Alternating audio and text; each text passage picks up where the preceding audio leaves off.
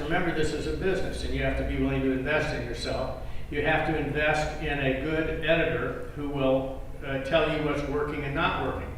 Or on the other hand, you can have a mother like mine, may she rest in peace.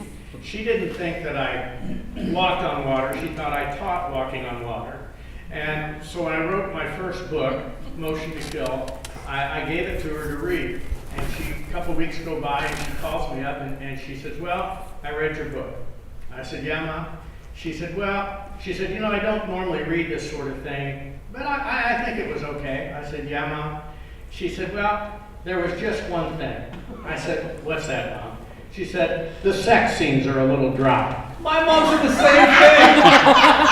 So when your mother tells you that the sex scenes are a little dry, you know that you need to work on your craft. So you need to get that honest feedback. I got to tell you a story that has nothing to do with self-publishing, but you talk about how we broke in, and he told you about his publishing story. My publishing story has a funny sex story in it too. I became a published author thanks to a journalism professor I had at UCLA, and he was writing these big, bulky conspiracy thrillers like Robert Ludlum used to write, and my professor would show me his manuscripts, and I'd give him my opinion of the plot, of the sex scenes, and I never had anything published yet. I didn't think twice about telling him what I thought was wrong with his plot. I hadn't had sex, but I saw nothing wrong with telling him the sex scenes didn't work for me. And one day his publisher came to him and asked him to write a men's action-adventure series. And they were sort of the male equivalent of the Harlequin romance. They had titles like The Executioner, The Destroyer, The Immolator, The Drooler, The Defecator. They all had ER or OR at the end, and some guy with an enormous gun on the cover with explosions and women with big hooters. And you found them at really fine 7-Elevens and quick stops and gas stations across the country. And he told the publisher that he wasn't dumb enough, stupid enough, or desperate enough to write one of these things. But he knew somebody who was.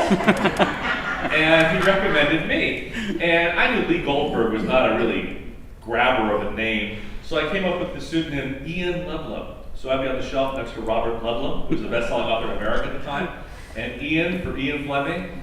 So people would go, Ian Ludlum. You know, I think I read something by him. It wasn't bad. And my books, you know, I wanted to do something more than just a men's action-adventure series. I had literary aspirations. So I decided that my hero, who became a vigilante because his father was gunned down on the street, that he would be emotionally affected by the violence he was creating by seeking revenge, that he would be impotent, unable to get it up. So after a day of killing bad guys, he'd go home and make love to his girlfriend and nothing would happen. I thought this was a wonderful twist on the formula. My editor read this and said, are you out of your mind? It's a men's action-adventure series.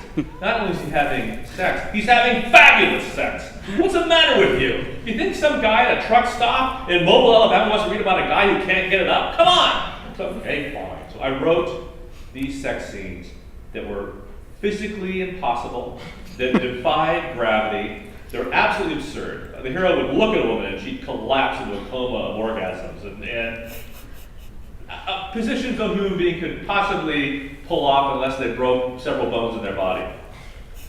I sent these pages in, and my editor read them. He called me back. He said, I've read the new scenes, Lee. I knew what the next line was going to be, and your contract is canceled. But what he said was, not only were they hot, they were real. And I was so depressed because if that was real sex, I was the most pitiful lover on earth.